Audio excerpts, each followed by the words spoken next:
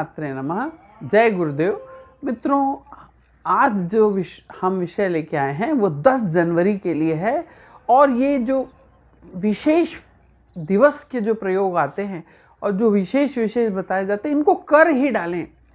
ये इतना ज़्यादा प्रभावशाली है कि जिसका आज से नहीं, न मैं कह रहा हूँ, ये हजारों सालों से लिखी हुई बातें हैं।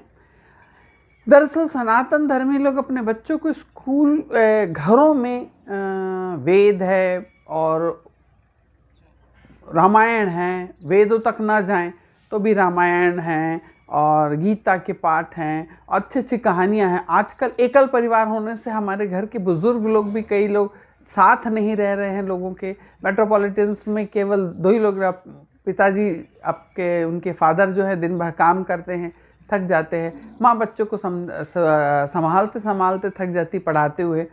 उनको कहानियाँ भी नहीं बताई जाती हैं कि कम से कम हम अपने धर्म से संबंधित कुछ अच्छी ज्ञानवर्धक कहानी, जिससे छोटी छोटी कहानियों से हम सीख सकें। जैसे हमारी दादी, हमारी माँ बचपन में हम लोगों को कहानियाँ बताती थी। रोज़ सोते थे हम लोग, सोने के समय हम लोगों को अच्छी अच्छी कहानियाँ बताई जाती थी। वैसे ही कहानियाँ भी हम आगे लेके आने वाले हैं, जो आप रोज़ अपने बच्चों को ये कहानियाँ सुना सकते हैं। शाम के समय आएगी, शाम के समय रात्रि कहानी, सोने के समय अपने बच्चों को अच्छी अच्छी कहानियाँ, ज्ञानवर्धक कहानी बताएं। इसलिए आज हम इसका डिक्लेरेशन कर दे रहे हैं कि आने वाले समय में दादी माँ की कहानियाँ नाम से एक चैनल लॉन्च होने वाला है। कहानियाँ उसमें बहुत सारी डल चुकी हैं, बस उसको पब्लिश करना है एक अच्छे समय देख के। और आप लोगों का बहुत सारा मुझे सपोर्ट चाहिए कि एक ही दिन में कम से कम 2, 4, 5 हज़ार लोग उसमें जुड़ जाएं। सब परिवार के सभी के घर पहुंचाएं कि बच्चों को रात को कम से कम अच्छी कहानियां बताएं। और आज मैं आचार्य मनोज त्रिवेदी आपको अपने टॉपिक के ऊपर लेके आता हूं कि हमारे को 10 जनवरी जो ये दिन है ना, ये इतना खास है। क्यों खास है? जब भी सोमवार के दिन अष्टमी पड़ती है और ग्रह नक्षत्र भी अगर बहुत फेवरेबल है, वैसे तो यही योग बहुत काफ़ी है, और उस समय अगर ग्रह नक्षत्र भी फेवर कर जाए ना मित्रों, तो आप देखेंगे कि ये योग महायोग में बदल जाता है और हमारे बहुत सारे कार्य हम कर सकते हैं और बन जाते हैं। और बहुत ही साधारण प्रयोग हैं। भोलेनाथ का प्रयोग है तो वो तो जल से ही प्रसन्न हो जाते हैं। जिस प्रकार अगर हमें भोलेनाथ भगवान शिव को प्रसन्न करना है तो उनके ऊपर जल की धार, जल चढ़ाएं और भगवान शिव जल से प्रसन्न हो जाते हैं। और अगर आपको भगवान सूर्य को प्रसन्न करना हो तो आपको सूर्य नमस्कार और जल दोनों चढ़ाना पड़ेगा। पहले जल चढ़ाएं और सूर्य नमस्कार करें तो भगवान सूर्य की प्रसन्नता के लिए भगवान सूर्य प्रसन्न हो जाएंगे। लेकिन अगर आपको देवी माता को प्रसन्न करना है ना, तो उनकी स्तुति करनी पड़ेगी। आप अगर देवी माता की स्तुति करेंगे तो माता जल्दी से प्रसन्न होती है। और अगर आपको भगवान विष्णु को प्रसन्न करना है, माता लक्ष्मी को प्रसन्न करना है, तो उनकी स्तुति भी करनी पड़ेगी। उनको अच्छे अच्छे भोग लगाने पड़ेंगे, उनको बहुत सुंदर तरीके से सजाना, डेकोरेशन करना पड़ेगा। सजाना, श्रृंगार से प्रसन्न होते हैं। तो माता लक्ष्मी और विष्णु श्रृंगार के साथ सुंदर सुगंधित चीज़ों से प्रसन्न होते हैं। हमारे ब्रिज राज रानी वाले चैनल के ऊपर में भी लक्ष्मी को आप घर में कैसे रोकें, उसका ऑलरेडी वीडियो 1 जनवरी को आ चुका है। तो मित्रों जाके वहाँ ज़रूर देखें और अपने मूलांक यानी हमारे डेट का जो टोटल होता है उसको मूलांक बोलते हैं। जैसे अगर 11 हुआ तो हमारा मूलांक 2 हुआ, अगर 13 हुआ तो हमारा मूलांक 3 और 1 4 हुआ। तो इस प्रकार से उसको मूलांक कहते हैं। मूलांक से भी ज्योतिष निकाला जा सकता है और आपके बारे में प्रेडिक्शन किया जाता है। वो हमारे चैनल पर उपलब्ध है, उसे भी जाकर देखें और दोनों चैनलों को सब्सक्राइब करें। फ्रेंड्स, मैं चाहता हूं कि आप सबसे एक अनुरोध है कि हैप्पी न्यू ईयर गिफ्ट के रूप चाहिए मुझे। मैं आप लोगों के लिए लेके आता हूं, लेकिन आपसे केवल इतनी ही विशेष अनुरोध रहता है हमेशा कि आप नए लोगों को परिवार से जोड़ें। तो 2022 में आपको नए लोगों, कम से कम एक व्यक्ति को आप जोड़ें। नव वर्ष के प्रथम दिन ही जोड़ लें या पहले ही सप्ताह में कम से कम अगर एक व्यक्ति को अगर आप जोड़ लेंगे तो मुझे बहुत अच्छा लगेगा, खुशी होगी। हमारे परिवार में ज़्यादा लोग जुड़ जाएंगे जो ज़्यादा से ज़्यादा फ़ायदा उठा सकें। अब हम अपने विषय पर आते हैं कि हमको क्या करना है। 10 जनवरी के दिन हमारे को, जो भाई हमारे व्यवसाय नहीं चलने से परेशान हैं उनके लिए, और जो बच्चे माता पिता अपने बच्चों के विवाह के लिए परेशान हैं उनके लिए बहुत ही सटीक उपाय है, जरूर कर डालें, छोड़ना नहीं। और अगर आपको ये नहीं हो पा रहा है, नहीं होगा, तो जब भी ऐसा कोई योग बनेगा मैं आपको YouTube के माध्यम से ज़रूर बताऊंगा। इसलिए आप जल्दी से सब्सक्राइब करिए, नीचे का बेल आइकॉन दबा दीजिए और उसमें ऑल वाला ऑप्शन चुन लीजिए, इसलिए कि जब मैं आपको ये बताऊं समय पे, कभी अगर आपका मेमोरी हट भी जाती है, भूल जाता है, तो ये योग आने से मैं आपको बताऊं और आपको फटाफट उसका नोटिफिकेशन जा सके। तो मित्रों, इसमें आपको करना क्या है, किसी भी कार्य के लिए, कोई बहुत बड़ा कार्य आप बहुत संघर्ष करके और बहुत ज़्यादा मेहनत करने के बाद भी जब आपको वो कार्य नहीं हो पा रहा है और सब प्रयास कर लिए और नहीं हो रहा है, तो आपको क्या करना है, आपको भगवान शिव के ऊपर में 31 बेलपत्र चढ़ाना है। 31 बेलपत्र तोड़ लीजिए, 31 ही चावल, सैगे चावल, खंडित नहीं होना चाहिए, सैगे चावल, और 31 ही सैगी मूंग ले लीजिए।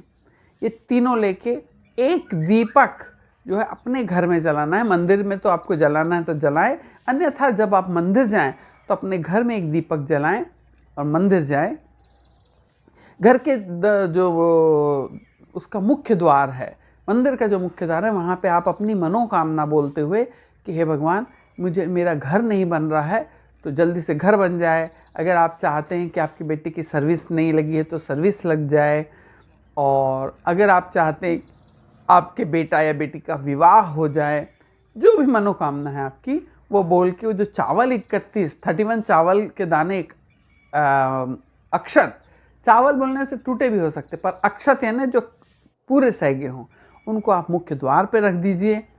और जो 31 बेलपत्र है, घर से लाल चंदन पीस के ले जाएं, हर पत्ती के ऊपर एक एक चंदन की बिंदी लगाएं, और उसको अशोक सुंदरी वाला जो स्थान है, भगवान शिव की जलाधारी ऐसी है, ये भगवान शिव का शिवलिंग रखा हुआ है, ये चारों तरफ की उसकी प्लेट है, और यहाँ से जल बाहर निकलता है। तो यहाँ से जब जल बाहर निकलता है, ये वाली जो जगह है, इसके ऊपर में एक लकीर बनी रहती है जो ऐसे नाग के जैसी दिखती है, वो भगवान शिव की सबसे छोटी पुत्री अशोक सुंदरी के नाम से है।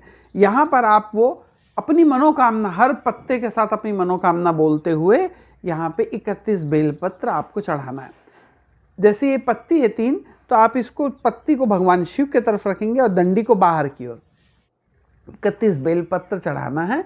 और जो मूंग है वो आप, जो नंदी जी हैं, चावल आपने द्वार पे रखा, जाते से सबसे पहले मूंग जो है, जो नंदी जी बैठे हैं उनका जो एक पैर उठा हुआ रहता है, उस पैर के पास में आप 31 मूंग रख देंगे, और जलाधारी वाले जो स्थान है, अशोक सुंदरी का जो स्थान है, वहाँ पे आपको 31 बिल्वपत्र रखना है। तो इस प्रकार से आप रख के अपनी मनोकामना बोलते हुए अगर आप रखते हैं तो जरूर से ये मनोकामना पूर्ण हो जाती है। और अगर जो भाई हमारे हैं जिनका व्यवसाय नहीं चल रहा है, वह 5 बिल्वपत्र ले लें।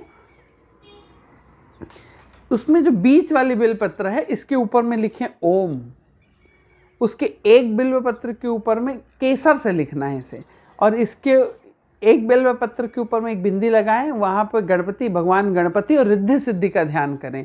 एक बिल्वपत्र के ऊपर में बिंदी लगाएं और माता पार्वती का ध्यान करें। बीच वाले जो तीनों पत्ती के बीच की जो डंडी है, उस पर भी माता पार्वती का ध्यान करके लाल चंदन या केसर लगा सकते हैं आप। ऐसी 5 पत्ती आप भगवान शिव के ऊपर अर्पण करें। उसके पहले आप भगवान शिव पे जल भी अर्पण कर सकते हैं, और 5 पत्र आप बेलपत्र रखें अपनी मनोकामना की, प्रभु मेरा व्यवसाय नहीं चल रहा है तो मेरा व्यवसाय चल पड़े, ऐसा मन में विश्वास रख के इस मनोकामना के साथ आप वहाँ पर उस बिल्वपत्र को रख दें। उसके बाद एक पत्र जब आप लौट रहे हों तो एक पत्ता उसका उठा लें, अपने पास रख के एक लाल कपड़ा भी अपने साथ ले जाएं तो बहुत ही बेहतर है, और उस लाल कपड़े में उस बेलवा पत्र को संभाल के बांध के ले आएँ अपने घर में, अपनी तिजोरी में उसे रख दें, और देखेंगे आपका दिन दुगनी रात चौगुनी आपका व्यवसाय बढ़ता रहेगा। जो आपके काम पैसों के लिए रुके हुए थे वो होने लग जाएंगे। अब कई भाई हैं जो उनके बच्चों का विवाह नहीं हो रहा है और वो चाहते हैं कि जल्दी से कुछ सेट हो जाए। इसके लिए बहुत ही अचूक उपाय है। जब आप यहाँ से जाएं तो थोड़ी सी हल्दी लेके जाएं, हल्दी का पेस्ट कर ले जाएं, और उस बच्चे को जिसका विवाह होना है, चाहे बेटी हो चाहे बेटा हो, उसका विवाह होना है, तो उसी से पहले भगवान शिव के ऊपर में शिव शिवाय नमस्तुभ्यम बोल के आप जल चढ़ा दीजिए। और जो दलाधारी वाला भाग है जिसमें देवी अशोक सुंदरी का स्थान है, मैंने इसके पहले की वीडियो में भी आपको बताया है कि कई वीडियो में जो बीच में एक लकीर रहती है अशोक सुंदरी वाली, उस स्थान के ऊपर में उस बच्चे से आपको पहले तो उसके हाथ में थोड़ी हल्दी लगा दें, फिर हल्दी का एक टीका लेके अशोक सुंदरी वाले स्थान के ऊपर में 5 बिंदी उसके हाथ से लगवाएं, अपनी मनोकामना बोलते हुए कि मेरा विवाह जल्दी से हो जाए, ऐसा बोलते हुए 5 बिंदी वो लगाएगा। दोनों हाथ अशोक सुंदरी वाले स्थान पे ऐसा रख ले। उसके बाद वही हाथ की जो छाप है वो आपको 5 बार पीपल के वृक्ष के ऊपर रख देना है। पीपल के वृक्ष पे वो पीले हाथ की छाप आपको लगवा देनी है। एक बार हल्दी लगाने के बाद जब आप लगा देंगे अशोक सुंदरी वाले स्थान में, उसके बाद गीला तो रहेगा ही, क्योंकि थोड़ा गीला रखें और थोड़ा गाढ़ा रखें। जब आपने हल्दी लगा के अशोक सुंदरी वाले स्थान में लगाया, उसके बाद वो पास में ही ऐसे मंदिर जाए जहाँ पास में पीपल का भी वृक्ष हो। ये ना देखें कि एक पहला छप्पा तो बहुत अच्छा बना, फिर दूसरा थोड़ा फीका, तीसरा उससे फीका, चौथा फीका, ऐसा हो जाएगा क्योंकि एक बार लगाने में डार्क बनेगा। आप 5 जगह उसके दोनों हाथों को लगवा दें, उसकी इच्छा बोल के कि मेरा विवाह जल्दी हो जाए, ऐसा बोल के अगर वो 5 पीपल के झाड़ पे अगर ये हाथ के छप्पे लगा देता है या लगा देती है तो उसका विवाह जल्दी से जल्दी तय हो जाएगा। यह भी हो सकता है, यहाँ तक भी हमने देखा है इस प्रयोग को कराते हुए कि 3 माह में उसका विवाह हो जाता है। तो मित्रों, योग्य ज्योतिष से कुंडली मिला के ही लेकिन विवाह करें, हड़बड़ी में बिल्कुल भी विवाह ना करें, क्योंकि जब बेटी का विवाह होता है वो जितने कदम अपने ससुराल में दुखी होकर चलती है, माता पिता पे उतना बोझ आता है। इसलिए अच्छे से समझ के और सोच समझ के बेटी का विवाह करें, हड़बड़ी में जल्दी में ना करें। और कोरोना काल चल रहा है और अभी भी बहुत सारे हमारे हर जगह देश भर में ये फैल रहा है और नया वेरिएंट आ गया है। आप सबसे विशेष अनुरोध है कि नव वर्ष में अपने आप को, अपने घर के लोगों का, सबका ध्यान रखें, मास्क पहने, बार बार हाथ धोते रहें। बाहर जाएं तो बाहर मार्केट जाते हैं, कहीं से आते हैं, उन कपड़ों को उतार दें, बदल दें। घर में हमारे बुज़ुर्ग हैं, छोटे बच्चे हैं, कहीं वो इससे इन्फेक्टेड ना हो जाएं, इसका विशेष ध्यान रखें। इसी शुभकामनाओं के साथ में नव वर्ष की ढेर सारी शुभकामनाएं। नमो नारायण।